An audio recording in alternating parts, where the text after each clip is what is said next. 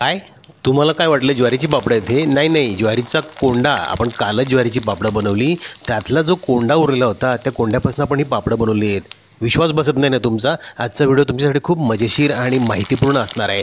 बघत राहा शेवटपर्यंत. Welcome to Modikar recipes. मित्रांनो, आजच्या या भागामध्ये तुम्हा सर्वांचं खूप मनापासून तुम्हाला स्क्रीनवर दिसतच असेल. अहो, उरलेल्या कोंड्यामधून इतका अप्रतिम असं पापड आपण बनवलं आहे बरं का. तुम्ही बघू शकता. अजिबात विश्वास बसत नाही ना? चला तर मग आपण डायरेक्ट रेसिपीला सुरुवात करूया. मित्रांनो, कालच आपण ज्वारीची पापडं बनवली. त्यासाठी आपण ज्वारी ओलवली होती, तिला चक्कीवरून दळून आणलं होतं आणि तिला चाळल्यानंतर वरती जो चाळणीमध्ये कोंडा किंवा जाडसर रवा त्या ज्वारीचा उरला, त्यापासून आपण हे पापडं आज बनवणार आहोत. तो कोंडा एकूण आपल्याला 400 ग्रॅम इतका मिळाला होता. त्यामध्ये आता आपण 150 ग्रॅम गव्हाचं पीठ मिक्स करून घेतलेलं आहे. इकडे एका बाजूला गॅसवरती आपण एक जाड बुडाचं पातेलं ठेवलेलं आहे. त्यामध्ये 1.5 लिटरपर्यंत आपण पाणी गरम करायला ठेवलेलं आहे. आपलं पाणी छान गरम झालेलं आहे. त्यातलं आपण अर्धा लिटर पाणी हाताशी बाजूला काढून ठेवत आहोत आणि आता ह्या उकळत्या पाण्यामध्ये अर्धा चमचा आपण जिरं, ओवा आणि बडीशोप घातली आहे. 10 ग्रॅम म्हणजे 2 मोठे चमचे आपण तीळ घालायचे आहेत, पांढरे तीळ.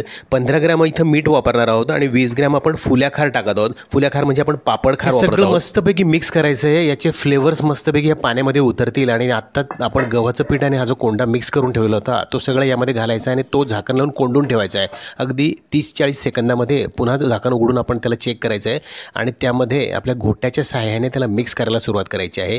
तुम्ही बघू शकतात अगदी गरमागरम ह्या पाण्यामध्ये आपण घातलेला हा कोंडा मस्त छान मिक्स होतोय. तुम्हाला यापूर्वीच्या प्रत्येक व्हिडिओमध्ये सांगत आलो आहे, अशा रेसिपींसाठी पाण्याचं कुठलंही फिक्स प्रमाण नसतं. त्याची अनेक कारणं मी मागच्या व्हिडिओजमध्ये तुमच्यासोबत शेअर केलेली आहेत.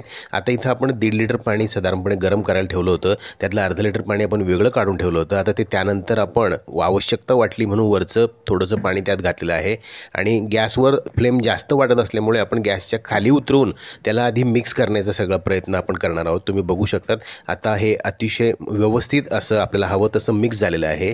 उरलेलं पाणी आपण त्यामध्ये संपूर्ण घातलेलं आहे. आपण पाण्यामध्ये पीठ घातल्यानंतर यामध्ये जर जवळपास रवा आणि कोंडाच असल्यामुळे ह्याचं पाणी ॲब्सॉर्प्शनचं प्रमाण आपल्याला अंदाज घेऊनच वापरावं लागणार आहे. त्यामुळे नंतर आपण उर्वरित पाणी घालण्याचा घाट घालायचा आहे. मात्र वरतून पाणी घालताना गरमच घालायचं आहे. आता ह्या सगळ्या पिठाच्या गोळ्याला मिश्रणाला आपण मस्तपैकी स्टीम करणार आहोत. त्यासाठी आपण यावरती झाकण ठेवायचं आहे आणि झाकण ठेवल्यानंतर 2 मिनिटानंतर त्याला पुन्हा उघडून बघायचं आहे. तुम्ही बघू शकता मस्तपैकी वाफाळलेलं हे सगळं आपलं मिश्रण पुन्हा कालवायचं. यामध्ये 2 गोष्टी तुम्हाला आवर्जून कराव्या लागतील. ते म्हणजे पातेलं जे असणार आहे तुमचं ते अगदी जाडबुडाचं घ्यायचं आहे आणि अतिशय मंद आचेवरती आपल्याला ही सगळी प्रक्रिया करायची आहे. झाकण लावू उघड करत आपण याला जवळपास 45 ते 50 मिनिटं मंद आचेवरती आपण अशा पद्धतीने याला व्यवस्थित शिजवून घेणार आहोत. बरं, ही सगळी प्रक्रिया करण्यासाठी वाफेची व्यवस्था खूप महत्त्वाची आहे. त्यामध्ये आपण वाफ चांगली निर्माण व्हावी, कडक वाफ निर्माण व्हावी यासाठी आपण एक स्वच्छ ओला कपडा वरतून ह्या पिठावरती घालायचा आहे आणि मग आपण त्यावरती हलकंसं पाणी शिंपडून झाकण लावायचं आहे. त्यामध्ये व्यवस्थित शिजण्याची आणि स्टीमिंगची प्रक्रिया त्याला जलद साधारणपणे 40-45 मिनिटानंतर अंदाज घेत आपण अशा पद्धतीने हे पीठ हातामध्ये हलकंसं त्याचा गोळा तोडून बघायचा आहे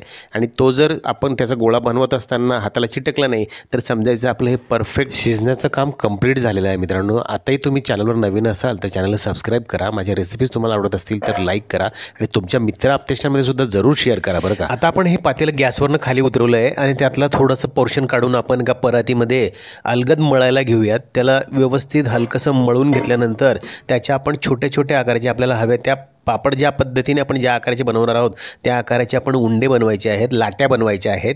हलकंसं तुम्हाला गरम वाटत असेल तर थंड पाण्याचा हात तुम्ही त्याला लावू शकतात. तेलाचा वापर आपण इथे सुद्धा करणार नाही. हे सगळ्या लाट्या बनवून झाल्यानंतर आपण पुरी यंत्राद्वारे आणि पोळपाटावर दोन्ही प्रकारे पापड बनवून बघणार आहोत आणि शेवटी पापड तळून त्याचं टेक्स्चरसुद्धा तुम्हाला बघायचं आहे बरं का. आपण जो कोंड्याच्या पापडाचा दावा करत आहोत तो किती खरा आहे ते सुद्धा तुम्हाला चेक करायचं आहे. आता आपण इथे एक लाटी घेतलेली आहे. सुरुवातीला आपण पुरी यंत्राच्या मदतीने ह्या लाटीचा पापड बनवणार आहोत. त्यासाठी आपण 2 प्लास्टिकचे कागद इथं घेतलेले आहेत. एका कागदावरती लाटी ठेवायची, वरतून दुसरा कागद ठेवायचा आहे आणि हलकंसं प्रेस करून आपण ह्या पुरी यंत्रामध्ये ही लाटी दाबून घ्यायची आहे. त्यामध्ये हा पापड तयार झालेला आहे. तुम्ही बघू शकतात अतिशय मस्त असा हा तयार झालेला आहे. अशा पद्धतीने एक एक तयार झालेला पापड आपण अशा काडीच्या टोपलीवरती सगळे कलेक्ट करायचे आहेत आणि मग उन्हामध्ये आपण बाजेवरती बाहेर वाळायला घालणार आहोत. आहे की नाही मजेशीर, अगदी इंटरेस्टिंग. तुम्ही बघू शकतात. अहो, तळल्यानंतर तुम्हाला लक्षात सुद्धा येणार नाही की हा कोंड्याचा पापड आहे. इतका मजेदार हा पापड बनतो. तुम्ही बघू शकतात शकतात आदल्या दिवशीचे आपले ज्वारीच्या पिठाचे पापड आपले वाळत आलेले आहेत आणि त्याच पापडांच्या उरलेल्या कोंड्यामधून आता ही पापडं आपण बनवत आहोत। आता आधी वाळलेले पापड आपण एका बाजूला करूया आणि आजचे हे नुसत्या कोंड्याचे पापड आपण इथं वाळायला घालूया। अरे च्या, तुम्ही अजूनही रेसिपी बघण्याच्या नादामध्ये चॅनल सबस्क्राईब करण्याचं विसरून गेले आहेत बरं का। आधी चॅनल सबस्क्राईब करा बरं। बघू शकतात आपण बनवून घेतलेल्या पापडांचा पहिला लॉट आपण इथं वाळायला घालत आहोत। जनरली तुम्ही अशा पद्धतीची रेसिपी करताना उरलेल्या कोंड्याचं काय करतात मला कमेंट करून नक्की कळवा बरं का। आता आपण काही पापड पोळपाटावर लाटून घेऊया। तशाच पद्धतीने आपण कागदाचा वापर करून पोळपाटावर लाटी आपण अशा पद्धतीने लाटून घ्यायची आहे।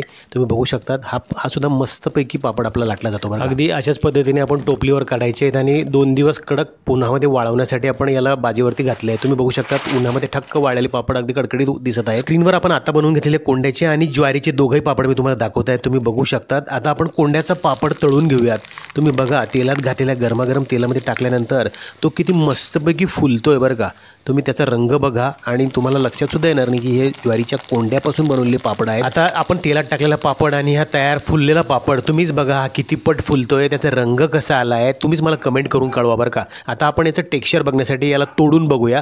तुम्ही बघू शकतात अतिशय मऊ सॉफ्ट असा हा पापड झालेला आहे आणि त्याचा रंग सुद्धा तुमच्या लक्षात येईल, अगदी हातामध्ये त्याचा अलगद चुरा होतोय। आशा करतो ही रेसिपी तुम्हाला खूप आवडली असेल, नक्की ट्राय करून बघा। भेटूया पुढील भागात अशाच इनोव्हेटिव्ह मजेदार रेसिपींसह। तोपर्यंत बघत राहा माहिती recipes. Thank you for watching, good bye, take